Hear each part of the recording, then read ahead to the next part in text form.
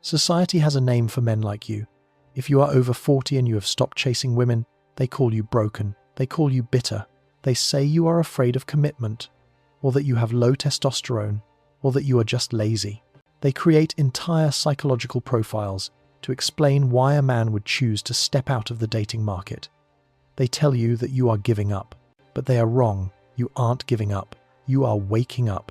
What society calls giving up is actually the most sophisticated form of risk management a man can perform in the 21st century. You haven't lost your drive. You haven't lost your masculinity. You have simply run the numbers.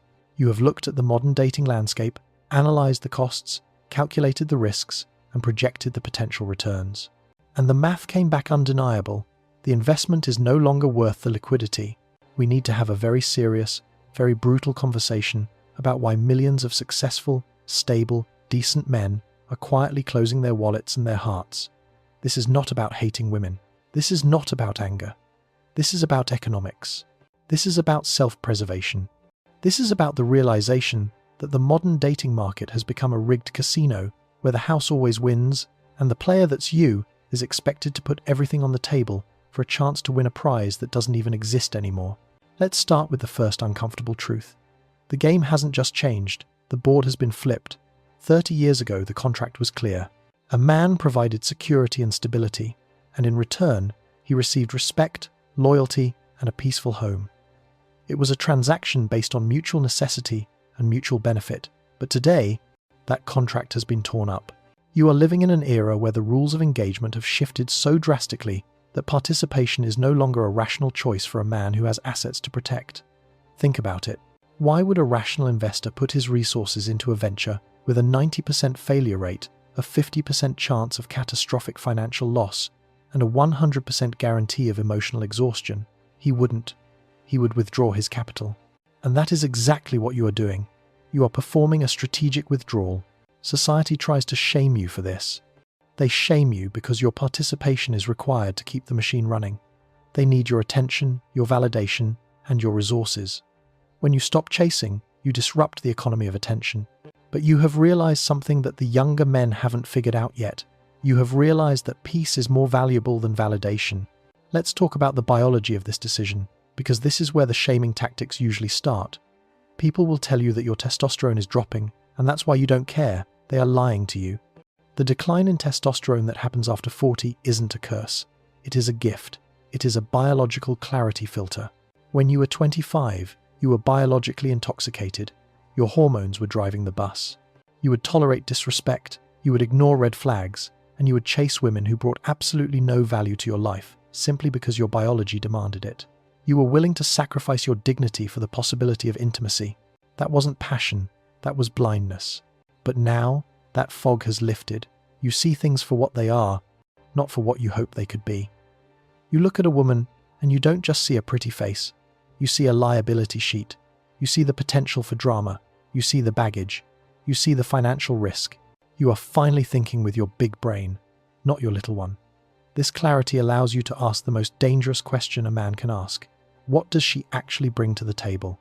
And for the modern dating market, that question is devastating, because for the vast majority of cases, the answer is nothing that justifies the cost.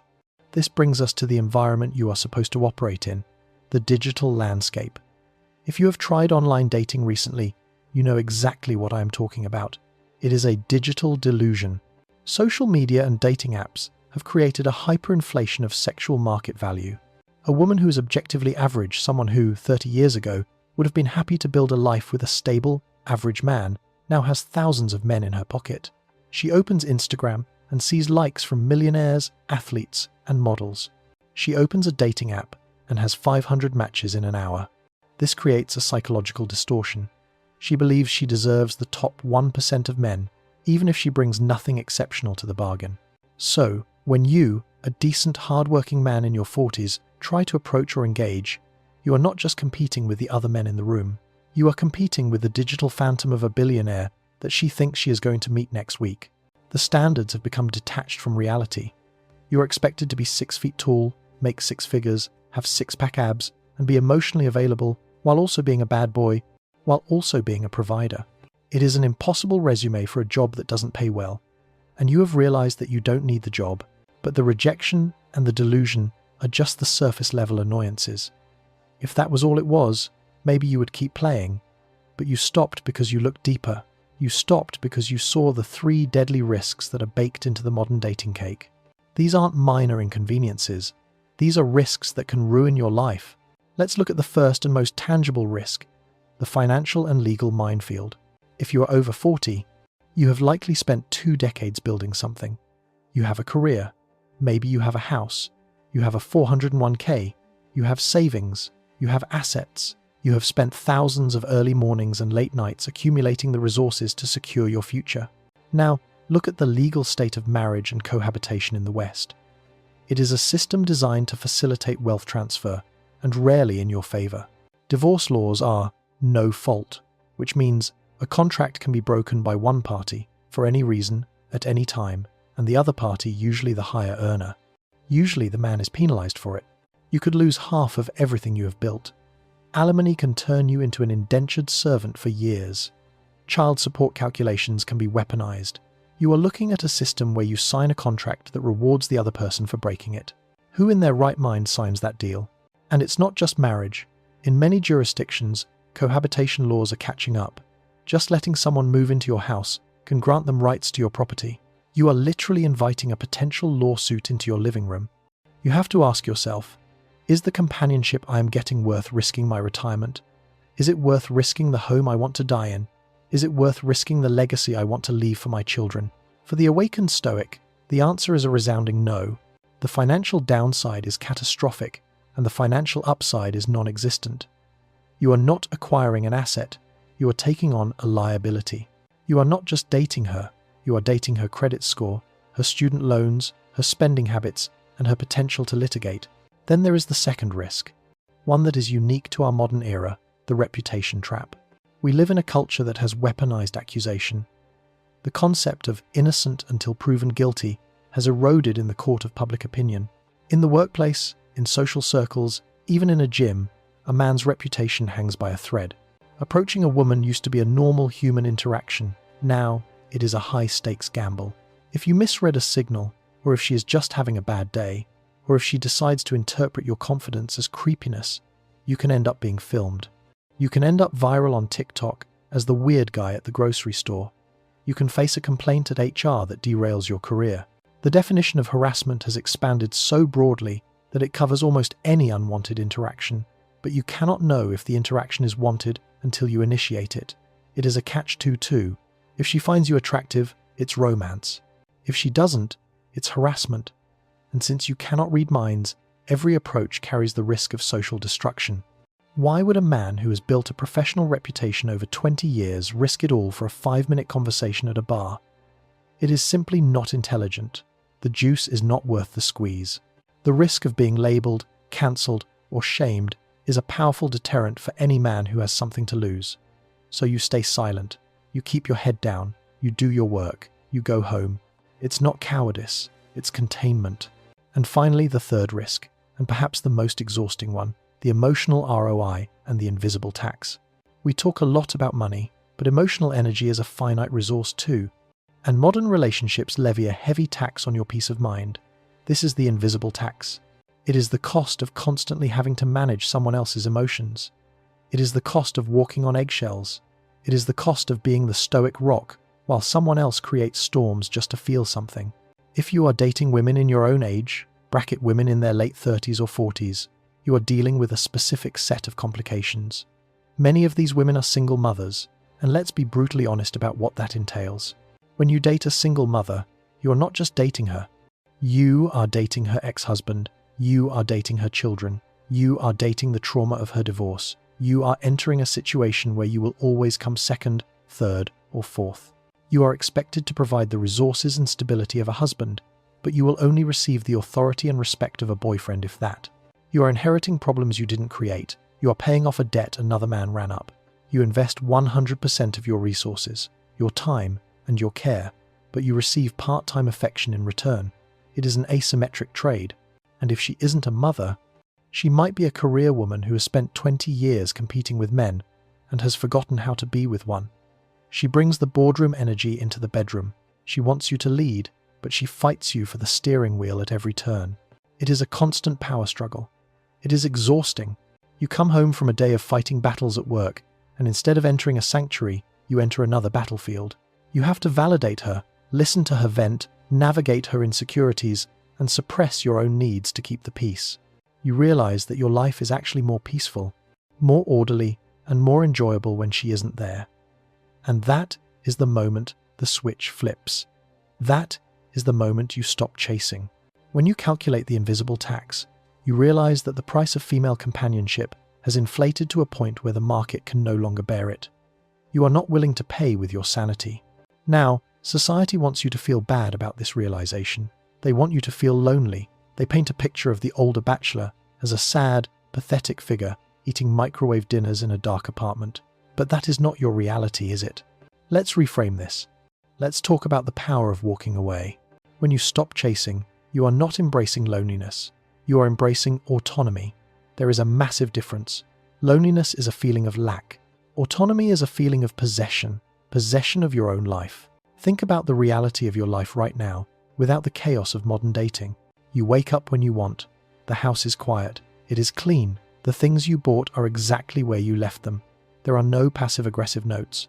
There is no silent treatment because you forgot an anniversary of the day you first met. You have money in the bank. When you make money, it stays there until you decide to spend it. You can book a trip to Thailand tomorrow without asking for permission or negotiating an itinerary. You can buy the car you want. You can invest in the hobbies you love. You have silence. Do not underestimate the value of silence. For a man, silence is not empty. It is full. It is where you think. It is where you decompress. It is where you build. When you stop chasing, you reclaim your mental bandwidth. All that energy you used to spend trying to impress women, trying to decode their texts, trying to plan dates that wouldn't be appreciated, all that energy comes back to you. You can pour it into your business. You can pour it into your body. You can pour it into your friends and your family. You are not missing out. You are opting out of a bad deal to invest in a better one, yourself. And here is the greatest irony of them all. This is the secret that the pickup artists get wrong. The moment you genuinely stop chasing, not as a tactic, not as a trick to get her attention, but because you genuinely do not care anymore, you flip the power dynamic completely. You become the prize. In a world full of thirsty, desperate men who are sliding into DMs and degrading themselves for a crumb of attention, a man who is content in his own solitude is a mythical creature. You are dangerous because you cannot be manipulated. You cannot be controlled by sex because you have mastered your urges. You cannot be controlled by shame because you know your worth. You cannot be controlled by the fear of being alone because you have made friends with the silence. Women can smell this. They sense that you don't need them. And for many, that is terrifying, but it is also deeply intriguing. But by the time they figure this out, it's usually too late. You have already closed the gate. You have built your walls, not out of fear, but out of wisdom. So, where does this leave you? What is the verdict for the Awakened Stoic? The verdict is simple. Do not play a game you cannot win. If you sit down at a poker table and you realize the dealer is dealing from the bottom of the deck and the other players are colluding against you and the house takes a rake that makes profit impossible, you don't keep playing hoping for a lucky hand. You stand up. You cash out. You leave the building. Radical acceptance is your new superpower. Accept that the dating market has shifted. Accept that the laws are not on your side. Accept that the culture has changed. Do not be bitter about it. Bitterness is drinking poison and expecting the other person to die. Bitterness suggests you still want to play, but you are mad about the rules. Instead, be indifferent. Be wise. Look at the men around you who are still stuck in the trap.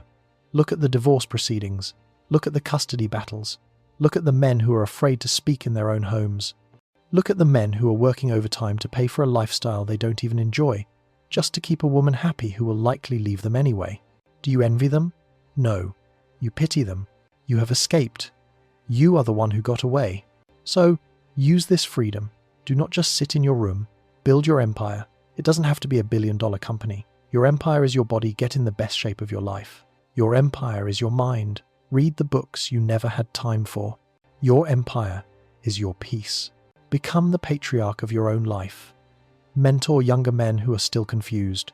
Be the uncle who has the wisdom. Be the pillar in your community. There is a dignity in the path you have chosen. There is a profound strength in the man who stands alone, not because he was rejected, but because he raised his standards so high that the modern world could not meet them. Let society call you whatever they want. Let them call you a bachelor, a spinster, a commitment phobe. Let them shame you. Their words are just noise. You have the one thing they are all desperately searching for and can never seem to find. You have peace. And frankly, I would rather die alone in a house built of peace than live a long life in a home built of chaos. You made the right choice. Now, go live it.